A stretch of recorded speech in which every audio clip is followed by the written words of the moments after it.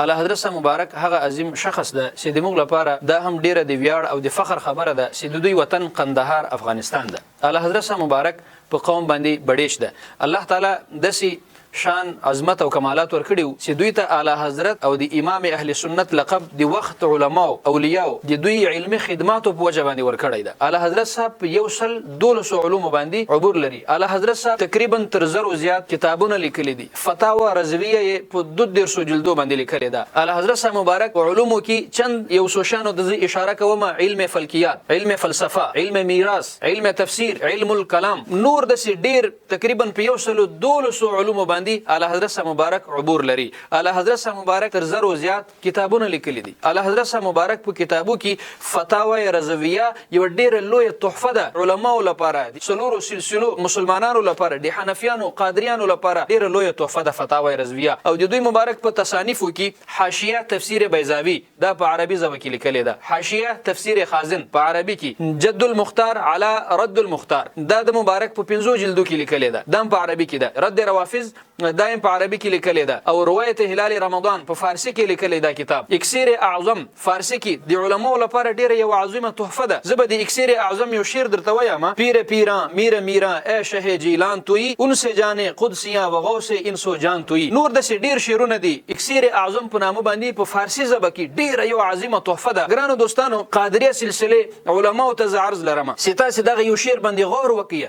دی مبارک سی دی پیرانو پیر صاحب مبارک ته متوجه ده چې تجھ سے در سے سگ اور سگ سے ہے مجھ کو نسبت. یا غوث العظم دستگیره د تا سره د تا د دروازې نسبت ده، د تا له دروازې سره د سپي نسبت ده، او د ما نسبت له هغه سپي سره ده. میری گردن میں بھی ہے دور کا ڈورا تیرا. ای پیرانو پیر سي د ما نسبت د تا د در له سپي سره سوی، زه په دغه نسبت باندې ډیر ناز کوم. نو سي د پیرانو پیر صاحب مبارک لپاره حضرت شاه احمد رضا خان حنفي قادری ثم قندهاري رحمت الله تعالی علیه داس مینه لري. د اعلی حضرت صاحب مبارک وطن قندهار افغانستان ده، د پښتنو د افغانانو لپاکه خاورې سره تعلق ده. خو بجای د دې چې موږ په دې عظیمه هستی باندې فخر کولای، ناز مو پې کولای چې الله تعالی اهل سنت ته یو عظیم شخص ورکړی ده. خصوصا د سلسله قادریه لپاره ډیر خدمتونه یې کړي دي. حنفي علما هغه که په کابل کې دي، که په کندهار کې دي، که په پېښور کې دي، که په کوټه کې دي، یغو ټولو ته زیامه.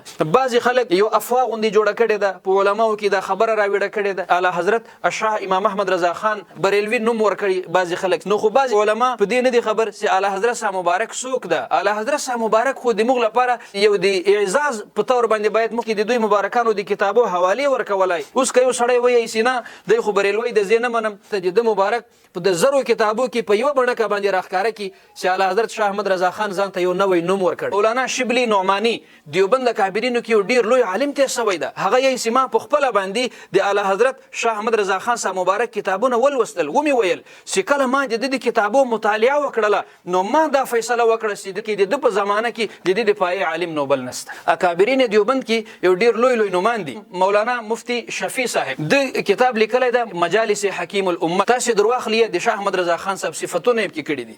مولانا انوار الحسن حیات امداد د کتاب ده. د اعلی حضرت شاه احمد رضا خان صاحب تعریفونه یې کړي دي. ملفوظات حکیم الامت شاه احمد رضا خان صاحب تعریفونه یې کړي دي. بل کتاب د علماء دیوبند کې تفسیری خدمات د شاه احمد رضا خان صاحب تعریفونه یې کړي دي. د اکابرین دیوبند له طرفه یو بل کتاب لیکل شوی ده اشرف السوانح، د اعلی حضرت صاحب مبارک تعریفونه یې کړي دي، صفتونه یې کړي دي. د دوی د علمي معیار چې کوم ده هغه دوی منلی ده، بلکې احترام باندې د دوی نوم اخیستی ده. که څوک وایي چې اعلی حضرت صاحب څوک ده نو کتابونه یې درواخ. بعضې خلکو ته داسې کار ورسوی داسې یو زړه بوډۍ د باچا دربار ته راله، نو باچا ته ویلی باچا صاحب تخت دې ډنګ سه، باچا صاحب باچایي دې ډنګه سه. باچا ورته وویل چې بوډۍ څه مې در کړي دي، څه تاوان مې در رسولی ده. نو دی ورته ویل چې باچا صاحب هېڅ تاوان دې مې نه در رسولی. نو بیا ولې بددعا راته کوي؟ ځکه یې درته کوم خو هلته خلکو وویل اتې ما هم څه درته وویل. نو که اوس څوک یې چې شاه احمد رضا خان صاحب خو پلانکی ده، هغه ته هغه د بوډۍ والا ورسوې ده. د شاه احمد رضا خان سره که څوک اختلاف لري حق یې داسې اختلاف ورسره وکړي، خو د بل په خولو باندې نه. راسئ ما یې کتابونه درته واخیستل، در 1000 زیات کتابونه یې لیکلي دي، کتابونه یې در واخلي. په کتابو کې له شریعت سره ټکر خبره ووینئ نو بیا تاسې کولی شئ چې اختلاف ورسره وکړي. که یو سړی د شاه احمد رضا خان صاحب نوم استعمالوي استعمالوي زه یا بل څوک او د بدعات ایجاد کوي خرافات او بدعات او مشرکانه رسمونه کوي نو د هغه تعلق له شاه احمد رضا خان صاحب سره نه ده.